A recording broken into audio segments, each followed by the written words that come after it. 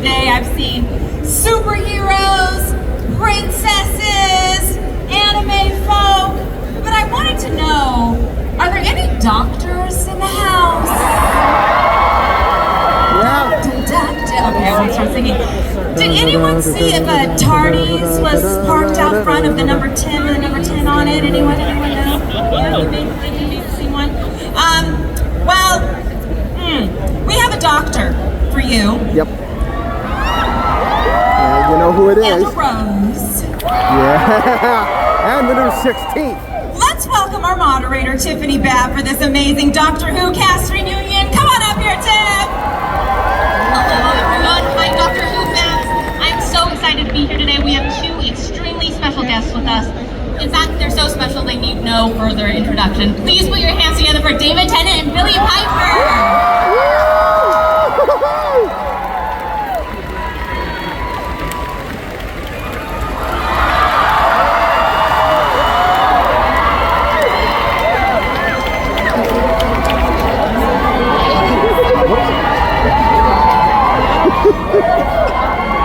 Hello, lovely people. Hey, David! It looks like people are excited to see you. This is very nice. This feels like the UN or something. It's a very big room. It is. Thank you all for coming today. First things first, what is it like to be back on Doctor Who? For both of you. David? Well, I'm not back on it, as far as I know, unless you're about to reveal something to me. I think Recently back on I'm Doctor Who. finished for now, unlike someone else. Oh, yeah. Hello, 16th. You were on quite recently.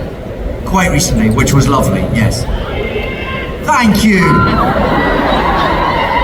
I love you, David. It's a lovely thing to go back to. It was very nice for me to go and do 3 episodes after 15 years of not being part of it, because it felt so familiar, so it was such a happy, informative, important time that to get to revisit that sort of without the pressure, knowing you were just in for a bit, so you didn't have the pressure of not breaking it. You just got to go back and enjoy everything that it had meant to you and everything that it meant to the audience, and to dabble in that again was just delicious. It was like being given a big loving present. It was really nice. When I went back recently,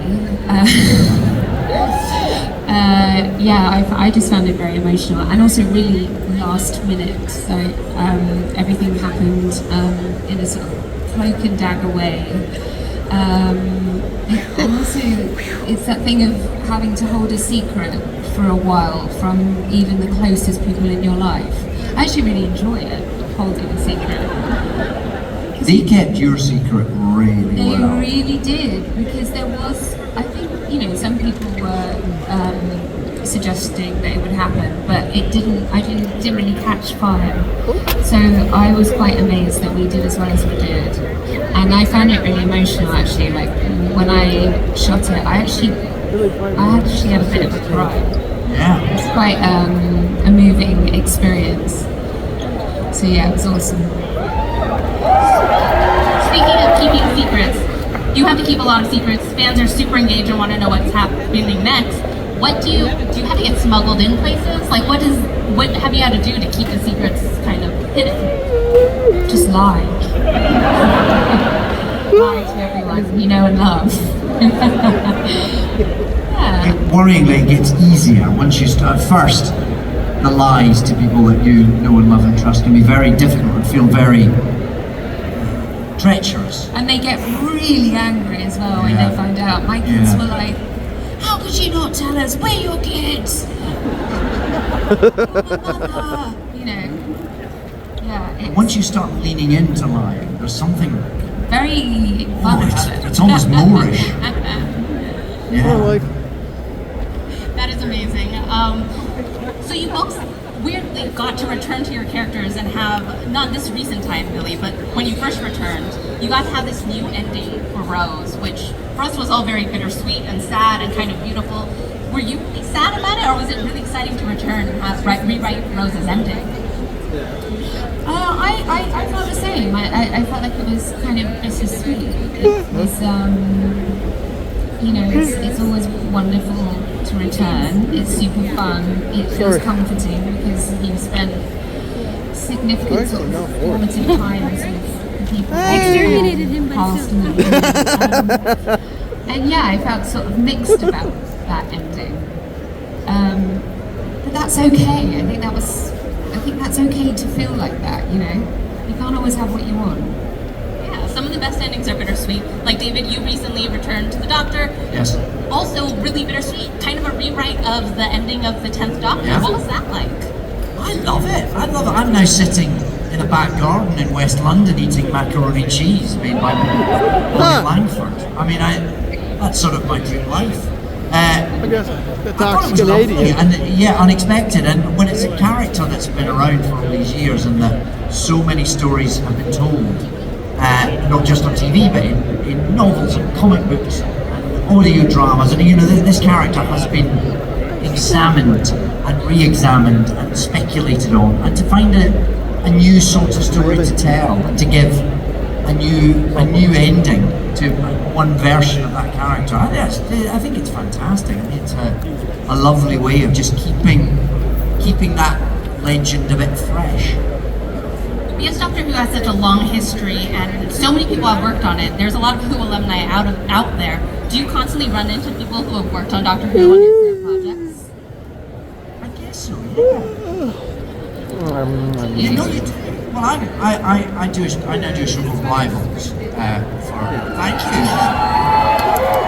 And my wife on that is Claire Rushbrook, who was an astronaut with me in the Satan pit 20 years ago.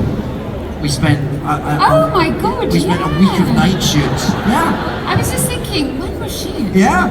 We spent a week of night shoots in a quarry. Freezing to death in spacesuits, and now we have this lovely it's okay. house of the No, Cotswolds. you didn't get me. I'm making sure that I She's one. That get does out of the happen way. quite a lot, yeah. I'm just trying to think. Is there any? Am I missing? Happened to be a I don't service. think I have. I don't think I have worked with the same people. No. No? I mean, I have worked with the producers a number of times, Yes. which is very, again, really comforting to me since I've known them since I was, I don't know, like 21. But yeah, maybe some of the crew mostly, but I'm not sure my paths have crossed with any other actors, but I'm sure I've got that wrong. So not to, you mentioned 20 years, David, before I asked this. Your original time on Doctor Who was about 20 years ago now.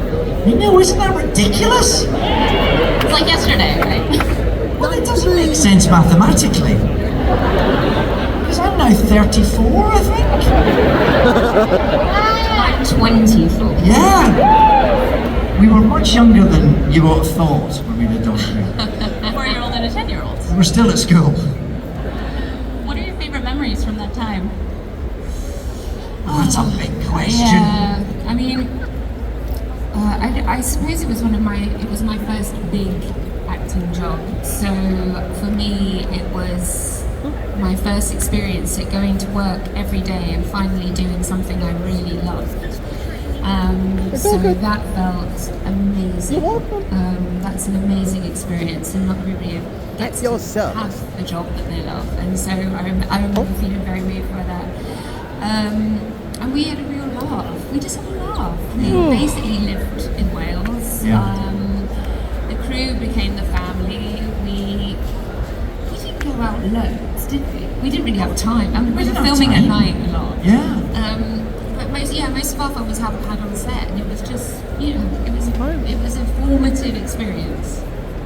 Yeah, it was sort of giddy making. I remember at the time being aware that it was unlike anything else that I was likely to experience, because it's, apart from that, it's a particularly joyous show to be part of, but it's got a sort of, it gets a level of attention and enthusiasm particularly in the UK, but now internationally, which is so unique. There's not really any other show that has that sort of cross-generational enthusiasm, and being in the middle of that was sort of bewildering and dizzy-making and wonderful, and also a little bit scary and a little bit exposing and all those things. But I do remember at the time thinking, this is quite unique, this time of life. And when I look back at it now, that was absolutely true. I feel very grateful to have had that time, and to have something, to have a portion of time that one looks back on so fondly and with such affection, and that still is such a huge part of my life. You come here and everyone's, giddy about it. It's wonderful, yeah. It feels like a really lucky thing to have. Yeah. It's really interesting because when you both started at different times, Billie, when you started, they were just rebooting the show, so nobody knew if there would be a huge audience for it. What was it like to see the audience for Doctor Who regrow? It blew my mind, really. I really didn't have any expectations for what happened after the show came out. For me, I was just so in awe and preoccupied with acting professionally, and I was so grateful for that. That the scale of it beyond that, I was never able to truly comprehend. And obviously, we didn't have social media then, so you never got a sense of whether people were rooting for it or wanting it to fail, unless you read the newspapers, which I didn't. Thank God. I'm so grateful for not having social media in the early stages of my life generally, but also professionally. So yeah, when it came out and it went as big and it became as big as it did, I was kind of shocked, to be honest. I was sort of shocked that we pulled it off, because the BBC were working with technology that they hadn't really used before on a TV show. So there were a lot of firsts for everyone, and that's quite hard to pull off. And I think we were relieved when we did. But yeah, the size of it, I found it quite overwhelming, to be honest. Yeah, I've got used to it now, but at the beginning I was a bit like, this fandom is a thing. Absolutely. David, when you joined in, it was going. The show was going, and you have all this pressure. You're the new Doctor. This was your lifelong dream. What was that like, joining the show as it was going? I knew, before the first episode went out, I knew that I was sort of heading for it. Well, there was obviously the chance that it might not have taken, and that the show might never have, probably wouldn't have even shown a final moment where the Doctor turned into me, if it had been decided it wasn't going to be renewed, I guess. But I was in this slightly weird position of watching it transmit with a vested interest that nobody knew I had. Sort of thinking, how's this going to go, what's this going to mean? And then kind of being thrilled and rather terrified that it took off like a rocket, and that in the knowledge, which at the time was not a knowledge that was shared outside a very small circle of people, that by the end of that series I was going to be in the middle of it. So it was a weird, exciting and also very daunting kind of thing to be watching sort of from afar, and yet absolutely in the centre of. Very peculiar situation to be in, but very exciting. Matt Smith told me a story it's exactly the same story you've just told of when we went to a festival together. Pardon me? Three of us. Constantly. It might have been V. Oh, V, yes, Matt yes, and I yes. went together, and you turned up, I think, with someone else, and you just become the Doctor, and Matt says he remembers seeing you walk through the crowd getting absolutely hounded. and him, I mean, he wasn't just a Doctor, but anyway, him thinking that looks deeply overwhelming. Right. And then it happened to him. Yeah. Yeah. We're going to go to fan questions in just a second, but last question. Do you have a favorite episode that you would remember enjoying shooting? Oh, I enjoyed so much of it. I think the ones that I love shooting Doomsday, even though it was really sad, because it just sort of felt real to me. Like it was just a sort of great way to get rid of a load of sadness I had about leaving the show. So I loved that. I loved Tooth and Claw. I just thought it was so funny. It was such a romp, and Shirley Valentine.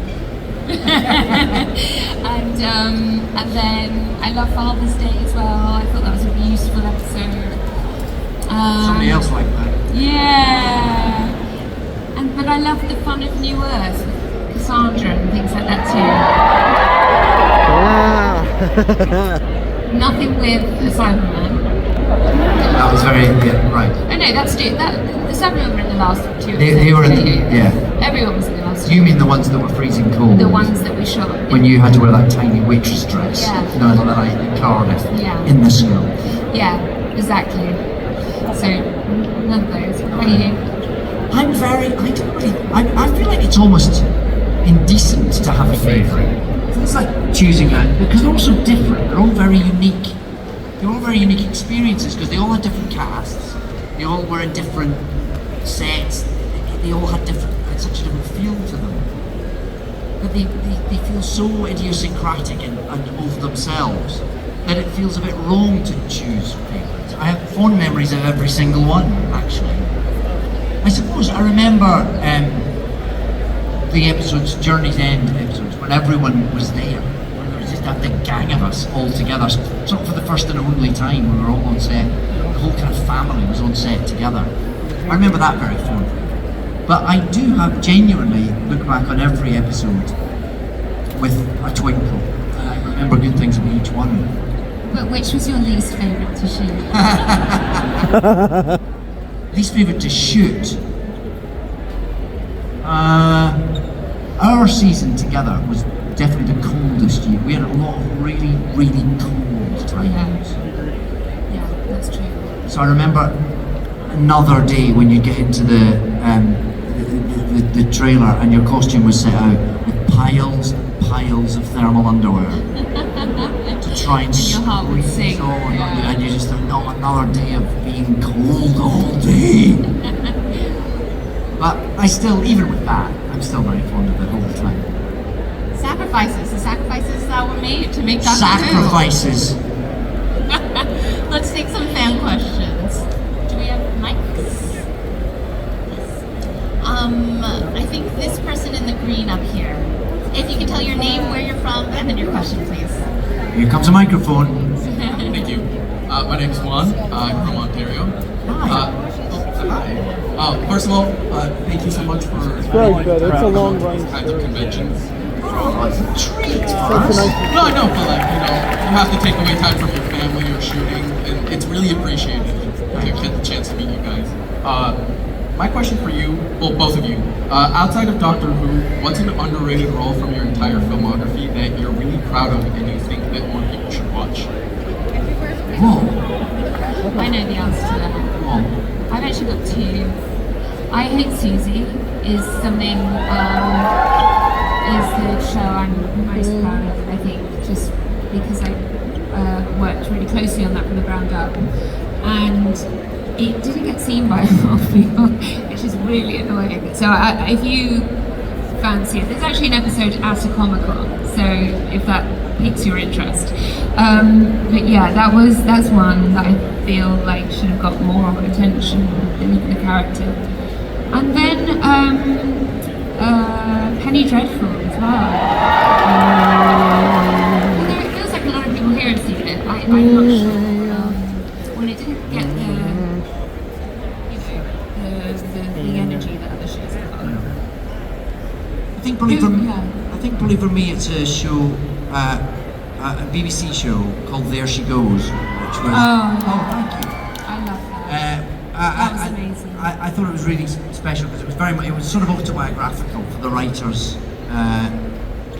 They wrote about their life, which is they have two children, one of whom has a very special set of special needs, and they write about that and how difficult that is, and they're very honest about that, and they're very it's very truthful. Sometimes it's almost unbearably truthful. It's also very funny and full of love, but sort of unstintingly honest about how difficult that can be. So it's also about, more generally, it's about a specific set of family circumstances, but it's also about parenting, more generally actually. And I think it was beautifully written, and it was very well received. But it was on BBC 4, which is a tiny channel back home, and then eventually it moved on to BBC 2 and got a bit more attention. But I just think it was such an honest thing for them to write, and it was beautifully realised by the crew that made it. So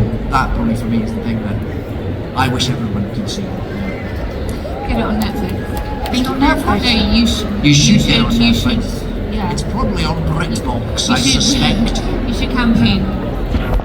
Was It's that? on Prime. That was on Prime. It's It's on on Amazon Prime. I can't believe you haven't seen it. Lazy people, lazy. Thank you for your question and for the prime answer. Right up here. To your left. That giant lightsaber. Giant lightsaber. Hi. I don't really have a question. I just wanted to say thank you for making that show and being on it. It has a very warm place in my heart. So you guys are to make time to watch it. And she just loved it so much. So I just wanted to say thank you. You're so welcome. So sweet. Thank you. Thank you. Right here in the pink.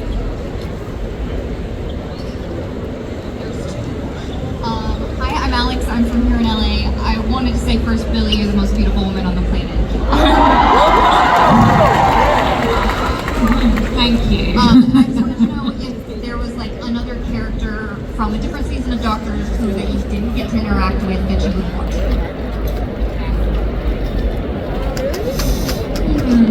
I got to do a bit of stuff with Matt, I suppose, but I probably would have liked a bit more just because he's a really close friend of mine. So time with him would have been very fun. I don't know anybody. I mean, yeah, I think it would be Matt. I think he would be my choice. A few episodes with him would be nice. Sorry. Could call that betrayal. No, I would like to have done more with Matt as well. Actually, I got to do an episode with Matt. Really? Yeah, but it was such fun. He's so great to play with. For me, I've got a very specific answer to that, which is someone, because I grew up watching the show, so I'm an old school fan. And one of the very exciting things for me was when I got to work with Elizabeth Sladen, who of course I had grown up with. She was the Rose of my childhood, so to work with her was amazing. And then she did her own show called The Sarah Jane Adventures. Sarah Jane! I went and got to do an episode of The Sarah Jane Adventures, which was great fun, as the Doctor. But in the original script for that, the Brigadier was going to appear, played by Nicholas Courtney, who of course again I'd grown up. He was part of the show when I was a kid. And the idea that I was going to get to do more with Liz, who by then I knew very well, and she was just wonderful. And that I was going to get to be in an episode with the Brigadier as well. And then just before we started shooting it, unfortunately Nicholas Courtney took ill and wasn't able to be part of it. So that was something that I really regretted, that I never got to be on screen with him. Thank you so much for your question. Oh, there's a child right there with the stuffed animal.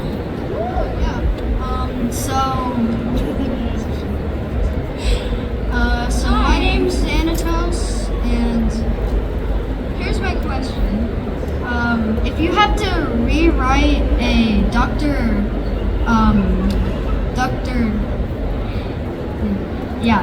Who episode, what would it be about? Whoa. Thank you. That's Yeah. a really hard question. Thank you. What would it be about? I think writing Doctor Who is really difficult. Really hard. And I'm really glad there are really clever people like Russell T Davies and Stephen Moffat who can do it. Because I sometimes do set myself a challenge, but if I was going to write an episode of Doctor Who, what would it be about? blank. And then I sit blankly. And I don't know where to begin. I think it's really hard stuff to write. It needs a particular type of brain and imagination. I suppose there are things like periods in history it would be nice to visit. And I always wanted to do one where you went back, where they went back and met the Beatles. But then they'd just done that one and I wasn't in it. Furious. So maybe I do another. I do the Beatles in the cavern when they were just starting out, before they knew they were going to become the Beatles, and watch the Doctor try not to give them spoilers about what was in their very near future. Maybe that would be fun. Yeah, I would do a musical one. Yeah. But then they've just done. They've done that too. I know. So. Wait till we go. I would do that. I would love to have done that. But also I would have probably liked to have done an episode with Jackie that was just maybe all about, I don't know, so slightly more domestic, I say, like an episode about our experiences together growing up, her being a single mom. I guess you got a bit of that in Father's Day, but I would love to have explored the mother-daughter Mostly it would show on dynamic BBC America. in a whole episode, with you popping in and out. Oh, I get to pop in and out, do I? Only a little. I don't get a week off. Yeah. So much for your question. We have a question here in the purple. Okay, so in one episode you talk about we're all stories in the end, so make it a good one. So if you were able to write your own story, a script, based on your life experiences, would it still be in the same genre, or where would you explore in terms of your autobiography with writing a story, if you could? What would you're talking about history? Can you maybe enunciate, would you write something about history? Either one of you. A horror. No. Well, maybe. Yeah, why not? I'd write.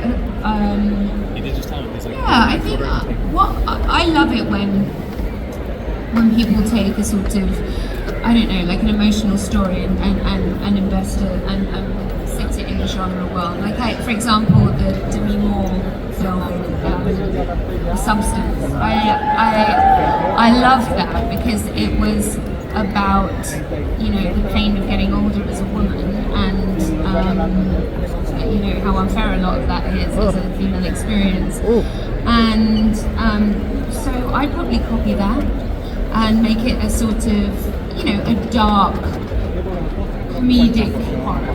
Yeah, that feels kind of appropriate. Right. I have zero plans to exploit my own biography in any way. I've never been interested you're in safe. it, and I can't imagine anyone else would. And I think it's preferable to maintain a bit of mystery, because then people might think I'm more interesting than I actually am.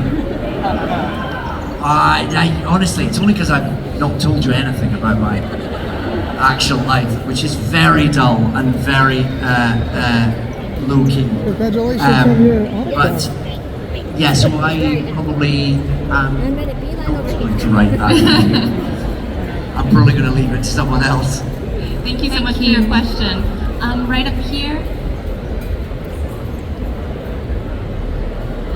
Actors, like you guys have such schedules that like overlap. What is it like when you have those schedules and the characters you play are so different? How is it switching between those characters? I couldn't quite hear that. Switching between characters on a tight actor schedule. Oh, as if when we play when we're doing, yeah, actually that happened. I was shooting Secret Diary of a Cool Girl at the same time as one of the Christmas episodes. Yeah, I can't remember when it. I'd finished Doctor Who, but it was a flashback. Right. Maybe it was for one of the times I came back. I can't remember which. Was it when you came back when I was regenerating and we went back to the pilot state? Yes, it was. Yeah. It was, and I was, yeah. So it was very weird going from playing, you know, Hannah Baxter, the high-class escort to Rose Tyler by day. Very strange experience. It's probably I think it's very hard to do that. It's very hard to go and do an acting. I think a really tricky acting role, and then go back to your family. You know that feels it can be quite challenging. If it's sort of a heavy piece, you know. It can be quite. I think when you're surrounded by the circumstances of whatever you're playing, your brain is quite adaptable. You kind of can just go down whatever track you're on while you're there. I think maybe it's outside of that that can be a little bit disconcerting and disorientating. But yeah, it's a funny one. I remember being at the Royal Shakespeare Company back in the day when they used to do things in rep, and you would do one play in the afternoon and then a different play at night. So you'd do Hamlet in the afternoon and then some light comedy at night, and that felt like it was going to be impossible. Sort of the idea of having to do that, but actually that was sort of easier than doing Hamlet twice. It was kind of easier to just go bounce into something very different. So I think maybe sometimes the thought of it is more difficult than the actuality of it. I think you get like a muscle memory for each part that you play. Yeah. And if you haven't done it for a while, like coming back as Rose, even in the Big Finish episodes, I always get panicked that I'm not going to be able to do Rose, and it just happens. Like it's your body remembers. It's kind of creepy. Yeah. Yeah. And of course, that's the top doctor on the right, and on the left is Rose Tyler. Who is also First, yes, I want to and say what's I going on am so here is excited it's to kind of be like a here to see reunion, you all, but if you didn't because see I've the been last episode of the Korean 15th for Doctor, almost 15 Rose years. Tyler, Billie Yeah. for And Billie, you are my first doctor. Yeah, so my question, thank you. My question is for Billie. You as the doctor, you are coming back and you will definitely have a new story about we don't know what it looks like. So could you imagine how the doctor's life these days with Donna? Will he go to otherwhere and see other friends? And will he be really relaxed? Have I ever met any Thank of the you. doctors? I would call them doctors. It's hard to know, isn't it? Yeah, you're right, because he's living a domestic life now, which is hard to imagine. And you kind of think, will the forces of darkness leave him alone? Or will he inevitably be drawn to a Sunday barbecue in Chiswick? Isn't that right, And Doc? anything that any sort of normal life that he tries to live will somehow be blighted by a Korean invasion, or I don't know, sort of monsters from the prehistory coming out the drains or something, because that does seem to have been what his life has been up to now. How is he going to be able to switch that off? I don't know. I wonder, will we ever see that? Will these stories ever be told? Maybe that's a Big Finish series. The doctor at home, he goes to the hardware store. He's really struggling with his identity. Yeah. Because he used to be this like What's it going to get, Sam? 900-year-old alien Yeah. who, fought for humanity, and now he's just this guy. He's trying to remember he's got a voucher for 10 pence off. Forgot his shopping nursing. list. Yeah. And if he doesn't take the bins out, it's going to be absolutely hammered. Yes, it might not bring out the best of him. It might make him quite problematic. Or he might lean into it hard, I'm fascinated to know, and I look forward to somebody, not me, writing the script. I hope. So yeah, let's find out. Thank you so much for your question. The person behind. I have a question for both of you. If you have a chance to go back to the Doctor Who, but this time not the previous character, instead you're gonna play the villain, which villain will you choose? Oh, which villain? If we went back, Yeah. Not just Ronnie. wait, if we went back, which villain would you choose to fight? No, to play. Oh, to play! That's a question, right? Yeah. Oh.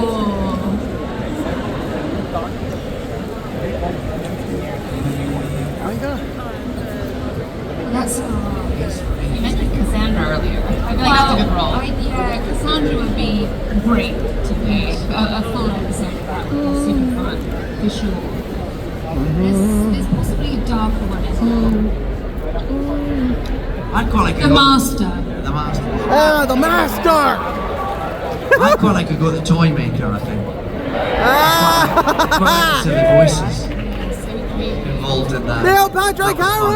Neil Patrick Harris. I mean, he was probably too good. He was amazing. He was really good, and that's the trouble. You're attracted to the part because someone's done it really well, and then the worry is you wouldn't be able to match it. So then maybe I'd also quite like to be in a big rubber suit though as well. I'd quite like to go. I mean, maybe for one day, and then it might start to get old and certainly very sweaty. But I'd quite like a day as a Zygon. Thank you for your question.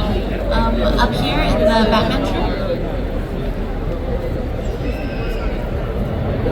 David Tennant, you're my favorite doctor, and I'm curious, what kind of research did you do for the doctor? I watched the show from when I was 3 years old. That's the research I did. And he was in a couple of I stories. literally watched every single episode and then went back when I was old enough and when they started appearing on VHS. I watched every episode from before I was born, and I was a full fan. I knew that show inside out, so I didn't really. It wasn't much I had to find out that I didn't know. But really, beyond that, then you just get a script, and then it goes from something that's kind of impossible to filter down because it's meant so much to your 8-year-old self.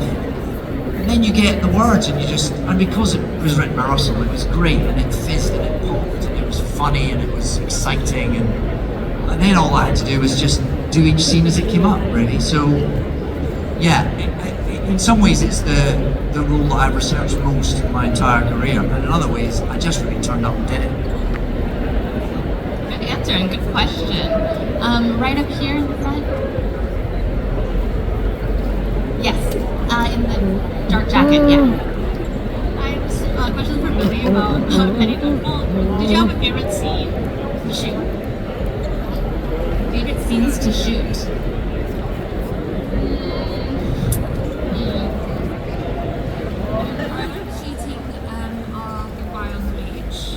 Even though that was really sad, I loved shooting that. I loved being on the beach. I loved how moving it was, just in an elemental way. It just felt very powerful as an experience.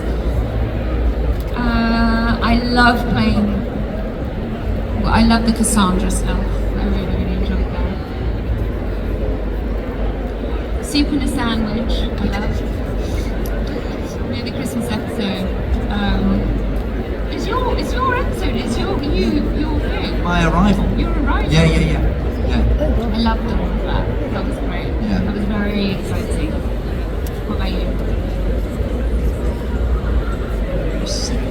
God, you have so many killer scenes. So many lovely stuff. Favourite speeches as well. Some of me, I mean, that first speech I had, where I kind of come out of the TARDIS and talk for about 10 minutes, and that bit. I think my favourite joke was when I quote the Lion King without realising I'm doing it. That was I love that. And then a sword fight with a Sycorax on the wing of a spaceship.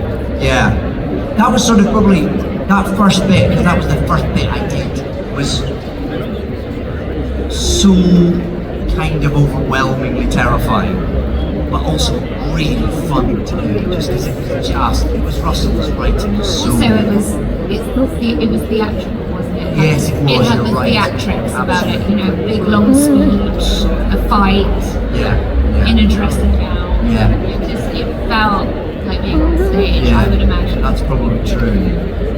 There have been so many though. So many. I mean, the Bad Wolf speech was a very special moment for sure. And I think about that. And that moment. Again, that moment in Journey's End, when we're all in the TARDIS together, and just flying the TARDIS all a big gang together. That was fun. I just love acting flying on the tongue. Yeah. It's just watching everyone new come in and watching them do it as well. Hold on! Everyone had their own style. You always had to get a foot up. I always felt like unless you didn't have a foot up, it wasn't working. Did you have to coordinate directions? Was someone yelling like, we're going left and we're going right? Or was everyone just... I think there was a bit of that, yeah. Yeah, I think there was. We didn't need much encouragement though. We were pretty good at flinging ourselves around. It just used to make me die, you operating the TARDIS. It's like watching a kid play in his bedroom. If you were to operate the TARDIS at any time, Billie, how do you think you'd do it? Just asking for a friend. Do you know, I've never once thought about it. You okay? Okay, good. Oh, Take a point break. of view. Take off the Take break. off the break. Step one. Playing it up. Thank you so much for your question. Right here in the red. Talia, I'm from Minnesota, but I'm going to college here in California. And I always wondered if you were able to steal a TARDIS or the TARDIS, when and where would you go? When and where would you go if you could steal a TARDIS? Yeah, I would always go back to my childhood, for sure. And even though I should probably go to massive historical events, and maybe I do that after, but I'd love to go back to my old house when I was a little kid and just watch that. To watch yourself, to see Not yourself. necessarily to watch myself, like to maybe see my mum and dad in the throes of romance. Oh. Or, you know, or I don't know, remember my brother being born, or just those things that you just have these tiny moments left, you know, in your mind, but to actually see, Oh, you know, pardon me. Are you okay? to be both brilliant and also, Okay. oh. Oh, that looked really good. Tomatoes. I don't know, I also sort of feel like the swinging 60s in London would be amazing. Is that, yeah, that's the thing. I'm really fascinated with those moments, like the Beatles in the cavern, or the first performance of Hamlet. Those moments that kind of change cultural history. Did they feel like it at the time? I'd quite like to go back and see if it felt special and electric and like just felt something like was another changing, day. or it was just another sort of Rainy day in London. another noisy sort of band playing in the corner of a club somewhere, or whether you could tell there was something that was going to change culture forever. I'm quite interested in those moments. That's why the Beatles that Beatles film was just so good, because it was too good to be true almost. It felt like it wasn't real. Like, how dare you have that level of access? And it, I love it. Yeah. Thank you so much for your question. Right here. Let's go here. Yes, with the blonde hair. Blonde hair, red jacket, yes. Oh. Okay, so this question relates to the 50th and 60th anniversary specials. In the 50th anniversary special, there's a character called the Curator, who is the doctor who has retired and returns to old faces. Do you think maybe your character, Mr. Tennant, is the Curator? Do I think that the Doctor is the curator, or just looks like an earlier version? Your retired doctor, who's with Don. Oh, I see. Yeah. The one who's in the back garden in Chiswick eating Bonnie Langford's macaroni cheese. Then turns into an older, earlier version of himself and becomes the curator. I mean, it's a very good theory. Yeah. It's a very good theory. What would that mean? Does that mean I play it in the 70th anniversary? Is that what you're saying?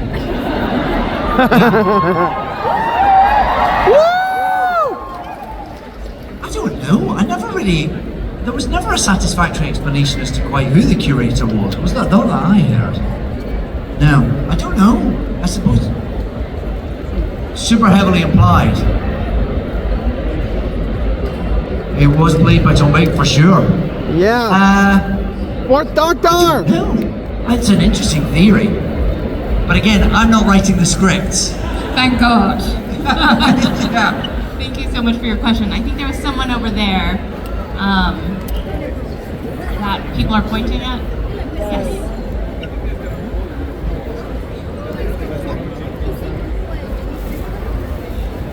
My name is David, and I am fascinated with the actor of Doctor Who.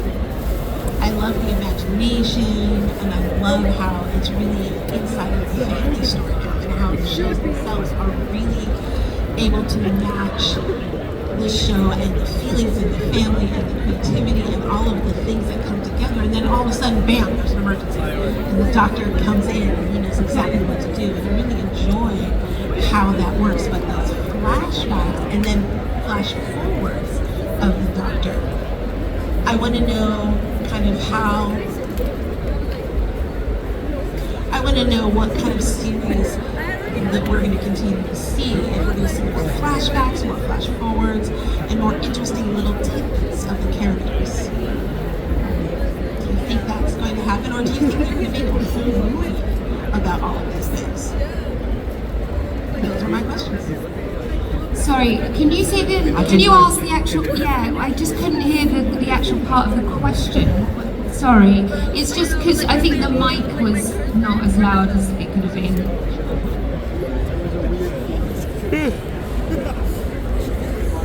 Do you foresee the Doctor Who movie using your characters and all of the family and everything that you've seen and happened so far, all of the tidbits of their personalities and flashbacks and flash forwards? Do you foresee a movie happening like that? Do you foresee also, and if that happens, would you guys play those characters? Do we foresee a A movie movie? coming out, and would you play the characters and return to film a movie? Yes. Sure. Yeah. I always was pitching for that. Where's the film? Where's the movie? I should write one. I loved it that people went to see the last Doctor Who episode in the cinema. I just love that. I would love the Doctor Who experience on the big screen.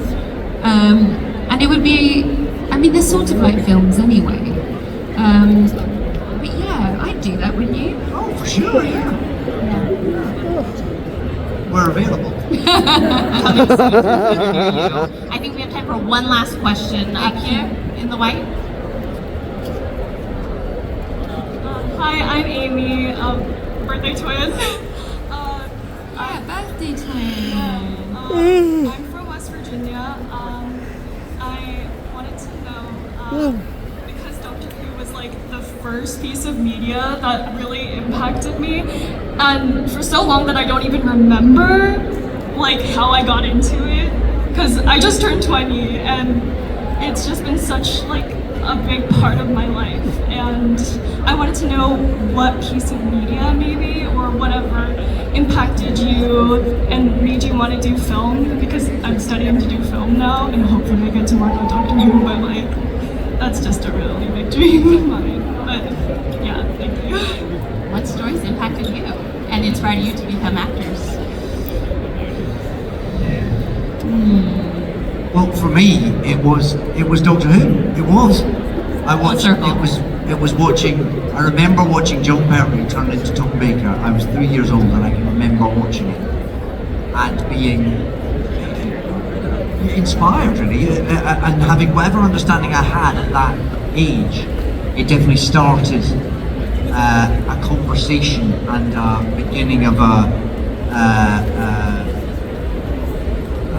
journey that took me to do what I do today. I mean, it wasn't the only thing, but that was definitely something that I, as a kid, became very obsessed with and watched every week.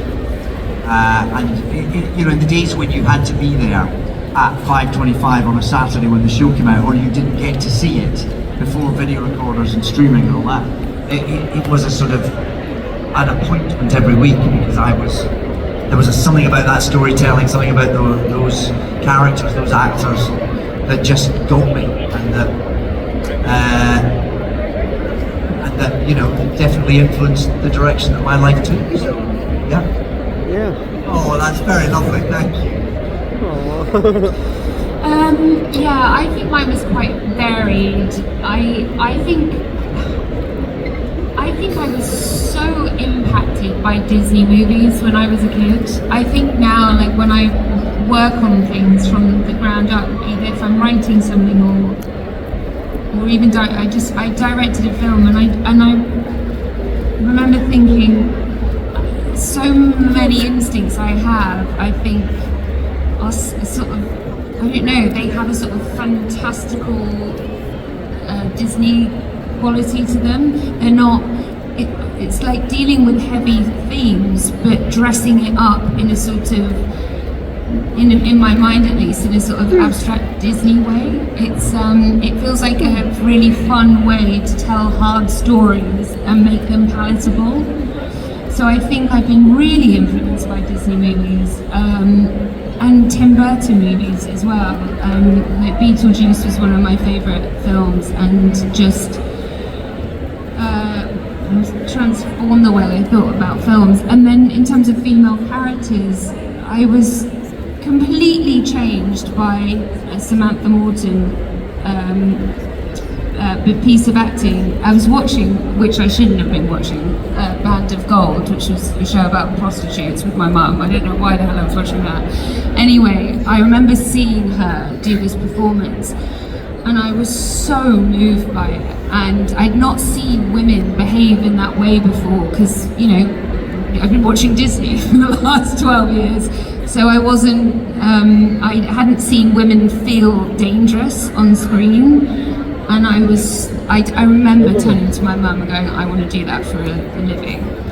And things like Betty Blue, and just women behaving in ways that I'd seen more in life, but hadn't seen as much on screen, that sort of changed the way I thought forever. But it's so changed my films. I mean, films for me were like, just changed my life. They meant so much to me. They changed everything. Thank you so much for your question. Thank you all for coming today. A big round of applause for our amazing guests, Tennant and Billie.